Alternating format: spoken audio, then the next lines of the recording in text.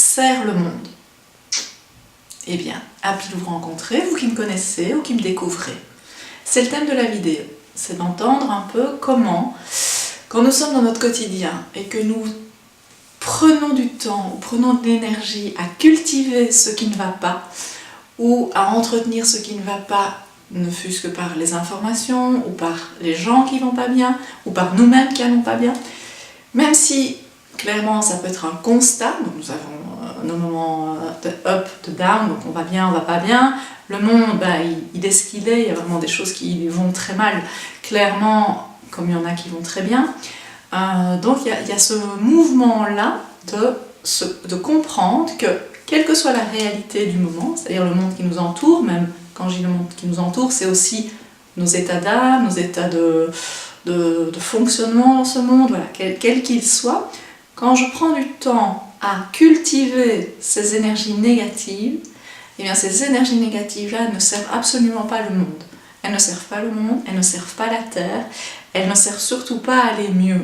Et c'est vraiment là que la compréhension peut se faire, dans le sens où je peux constater, même pas je peux, mais c'est un constat de savoir qu'il y a des choses qui vont mal, mais que d'entretenir ça, de regarder ces informations qui nous disent toujours que ça va mal, de continuer nous-mêmes à proposer ces propos-là en société ou dans la famille ou n'importe où ailleurs, eh bien tout ça ne sert absolument pas le monde. Quand la conscience vient à ça, c'est aussi se remettre en responsabilité de ce qu'on fait avec ça pour le monde. Donc à partir du moment où je sais que propager ce qui est déjà là en négatif, je dis bien, ne sert pas le monde, je peux vraiment décider de laisser où ça est.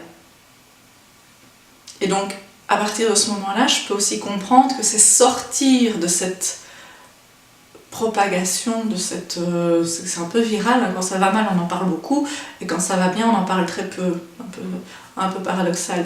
Donc c'est de sortir de ce système-là, et d'offrir alors au monde une possibilité, comme une bulle d'oxygène, pour qu'il puisse déployer ou se déployer autrement que dans ce qui ne va pas, entre guillemets. Cette notion-là, elle est vraiment intimement liée, évidemment, au non-jugement, puisque dans l'idée de marquer les choses de l'adjectif « ça va mal » ou marquer les choses de l'adjectif « ça va bien », mais il y a une notion de jugement.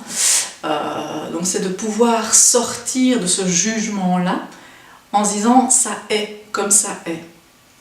Je sais bien que ce n'est pas un parcours facile, ou une proposition facile, et en même temps c'est évident que c'est ce qui est. Quand il y a un pays en guerre qui est dévasté, c'est ainsi. Alors je peux avoir évidemment un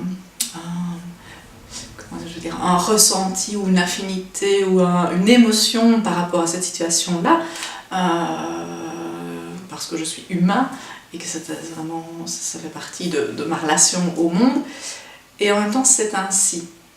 C'est pas du tout le processus de l'indifférence, hein, ça n'a rien à voir, mais c'est le processus du constat de ce qui est et d'arriver dans le non-jugement à ne pas faire grandir encore plus ce qui est et ce qui est dans ce cas-là négatif.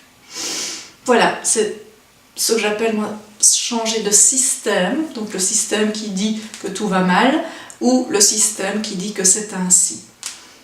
À essayer, à tester. À vous de voir. À bientôt.